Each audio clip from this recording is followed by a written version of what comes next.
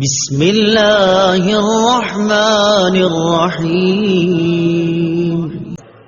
ما يود الذين كفروا من أهل الكتاب ولا المشركين أن ينزل عليكم من خير من ربكم والله يختص برحمته من يشاء والله ذو الفضل العظيم۔